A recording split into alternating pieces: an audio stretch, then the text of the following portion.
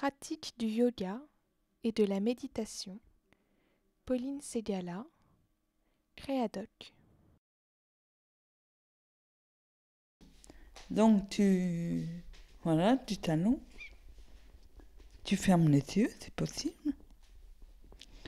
Et donc tu répertories les points de contact de ton corps. Je mets mes mains comme ça, très bien. comme ça. Ouais.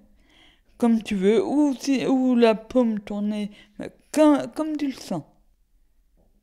Et donc tu regardes, enfin tu sens le point de contact des talons, des mollets, le mollet droit, le mollet gauche. Et après, à ton rythme, tu remontes.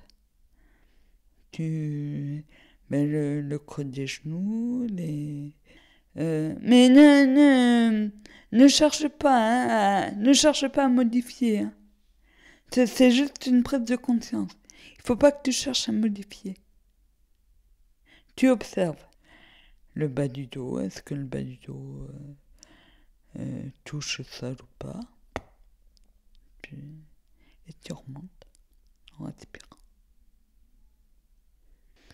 Et après, tu essayes de voir comment tu touches. Est-ce que le contact, c'est un effleurement ou est-ce que tu es vraiment écrasé comme si ton corps laissait une empreinte dans le sol.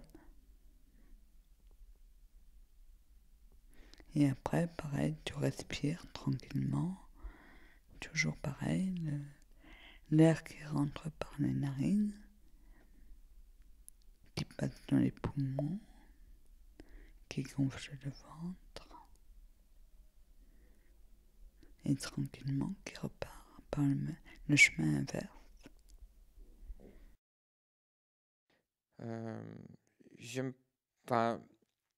C'est toujours un peu délicat de décrire qu'est-ce qui se passe dans le Vipassana, parce que déjà, j'ai pas terminé les 10 jours, mais aussi,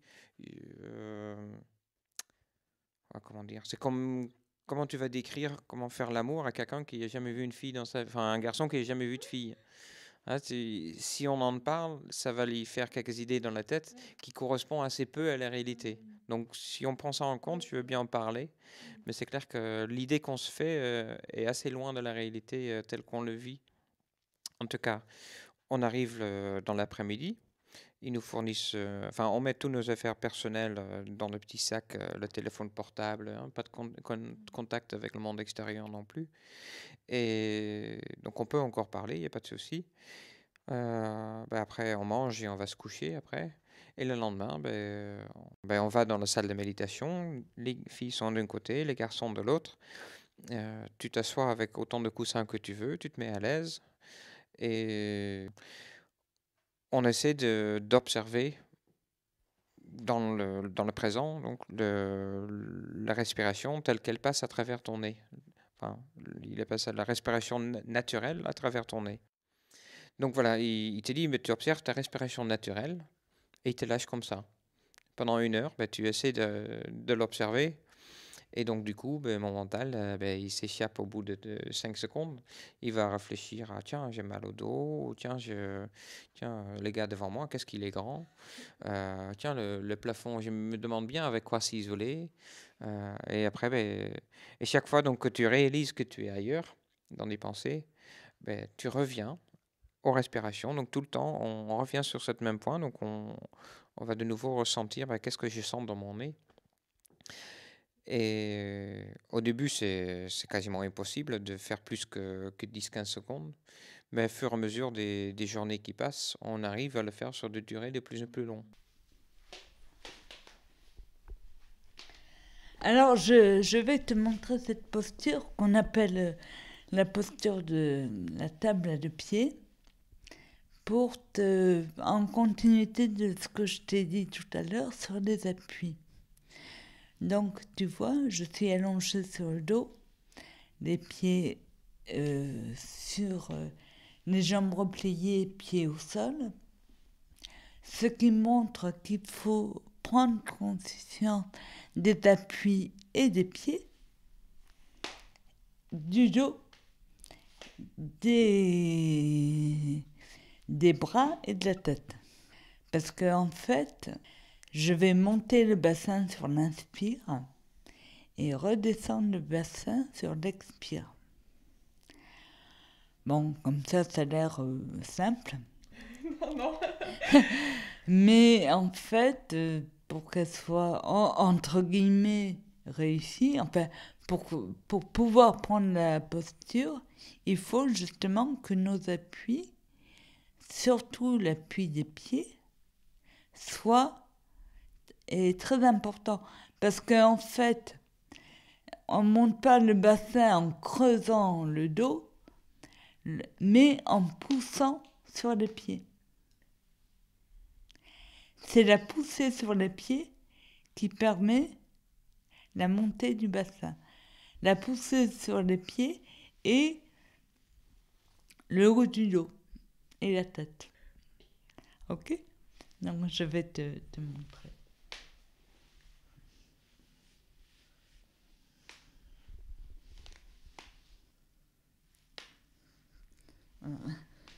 Alors quelquefois c'est le genre de posture où justement on le fait une fois et après on réajuste les pieds parce qu'on sent effectivement que nos pieds ne portent pas.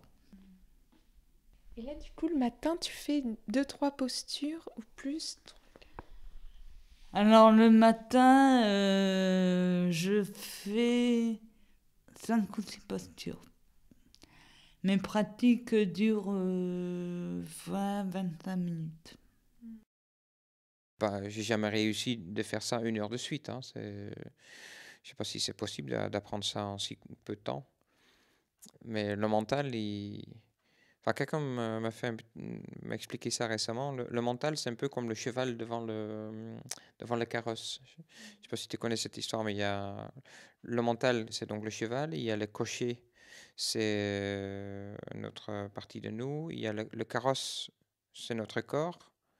Et il y a le passager, et c'est notre être spirituel. Et donc, on a tendance dans notre société de laisser le cheval faire tout seul. Mais il ne sait pas où aller. Il court, et il sait faire que ça. Il a besoin d'être guidé. Et il a aussi besoin que de temps en temps, on les remercie à la fin de journée, on lui fait quelques caresses. Et maintenant, tu peux te reposer, on n'a pas besoin de toi maintenant, tu as fait du bon travail. Et maintenant, repose-toi. Et la méditation, c'est aussi un peu ça, c'est-à-dire de dire à son cheval, mais ok, maintenant, toi, tu vas te reposer, prendre des vacances, et on va avoir donc accès à d'autres parties de soi. Je fais donc ça pour le haut. Après, je fais d'autres choses pour l'équilibre, pour le bassin.